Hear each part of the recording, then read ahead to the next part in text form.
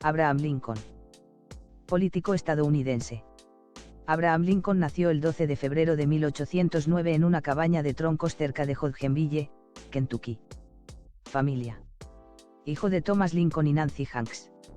Tuvo 3 hermanos, Sarah, 1807, Abraham, 1809, y Thomas, fallecido en la infancia. Fue criado en el seno de una familia de colonos que después se asentó en Indiana. Oficios. En 1831 se trasladó a Luisiana, para regresar algún tiempo después a Illinois y se instaló en Nueva Salem, lugar donde comenzó a trabajar en la construcción de una línea ferroviaria y en una tienda. También trabajó como leñador y luchó contra los indios. Durante 1833 le nombraron jefe de correos, aunque siguió realizando peritajes y desempeñando otros empleos. Simultáneamente inició sus estudios de Derecho. Fue elegido diputado de Illinois por el partido Whig en 1834, y ocupó un escaño hasta 1841. En 1836 empezó a ejercer como abogado y no tardó en alcanzar reconocimiento. Esclavitud. A pesar de haber nacido en un estado esclavista, se oponía a la esclavitud y en 1837 fue uno de los 2 miembros de la Cámara Baja de su estado que firmó una protesta contra ella. Elegido miembro del Congreso Federal en 1846, destacó por sus abiertas críticas a la guerra contra México y por la formulación de un plan para la emancipación gradual en el Distrito Federal de Columbia. En 1849 regresó a Springfield, pero en 1854, debido a su asombro ante el Acta Kansas-Nebraska, para la implantación de la esclavitud en el noroeste, del senador Stephen Alteza Douglas, decidió retornar a la política. Demostrando claramente su oposición a la anulación del Compromiso de Missouri, argumentó que era una medida equivocada porque la esclavitud era injusta en sí misma. Un año después, decidió presentarse como candidato para el Senado de Estados Unidos, pero viendo que no podía ganar, apoyó a Lyman Trumbull, un demócrata que también se oponía al Acta Kansas-Nebraska. Partido Republicano.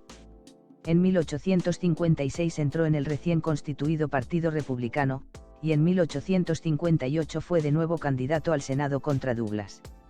Se inició entonces una serie de debates entre Lincoln y Douglas acerca de la cuestión y, a pesar de que perdió las elecciones finalmente, el debate le valió el reconocimiento de toda la nación.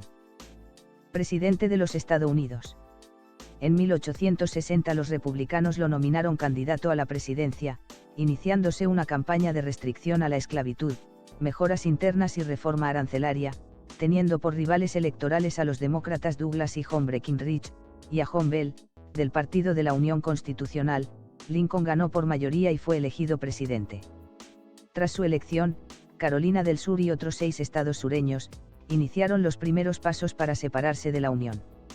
Tras fracasar varios intentos de compromiso, en febrero de 1861, se instauró el gobierno sureño de los Estados Confederados de América. La Guerra Civil. El 4 de marzo de 1861 prestó juramento, momento en que se enfrentaba a una confederación hostil, decidida a expandirse y que amenazaba a los fuertes federales del sur, el más importante de los cuales era Fort Sumter, en Carolina del Sur. Acudió en ayuda de la guarnición sitiada y esta fue la chispa que marcó el inicio de la Guerra Civil estadounidense.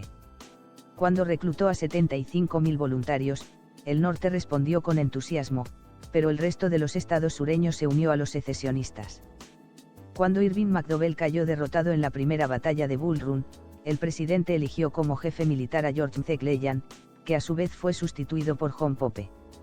Cuando este fue derrotado en la segunda batalla de Bull Run, el presidente recurrió una vez más a McClellan, a pesar de su victoria en la batalla de Antietam, Maryland. El general dudó tanto que al final Lincoln tuvo que destituirle. Su sucesor, Ambrose Burnside, fue derrotado en Fredericksburg, Virginia, por lo que hubo de ceder el mando a Joseph Hooker, quien a su vez fue derrotado en Chancellorsville, Virginia. Designó a George Meade, quien obtuvo una victoria en Gettysburg, Pensilvania, aunque no pudo continuar en la misma línea. Insistiendo en su determinación de encontrar un general que pudiera derrotar a la Confederación, en 1864 entregó el mando general del ejército a Ulysses S. Grant, quien gracias a sus victorias en Fort Donelson, Tennessee, Vicksburg, Mississippi, y Chattanooga, Tennessee, pudo poner fin exitosamente a la guerra. Proclamación de la Emancipación. en 1861 inició un prudente programa antiesclavista, mediante 2 leyes de confiscación, para la liberación de los esclavos utilizados por los confederados con fines militares, y abolió la esclavitud en el Distrito Federal de Columbia. El proceso culminó en julio de 1862, cuando comunicó a su gabinete que pensaba dictar la proclamación de la emancipación. Tuvo mucho cuidado para suavizar la aplicación de la misma en los estados fronterizos que fueron excluidos. La proclamación llegó el 1 de enero de 1863. Promulgada por el presidente en su calidad de comandante en jefe en momentos de rebelión armada, liberaba a los esclavos de las regiones dominadas por los insurgentes y autorizaba la creación de unidades militares de negros. En 1864 aconsejó la aprobación de una enmienda antiesclavista a la Constitución de Estados Unidos. La enmienda fue aprobada tras la reelección de Lincoln, cuando hizo uso de todos los poderes de su cargo para asegurar que se aprobara en la Cámara de Representantes, 31 de enero de 1865. Intentó mantener la armonía entre los dispares elementos de su partido dándoles representación en su gabinete.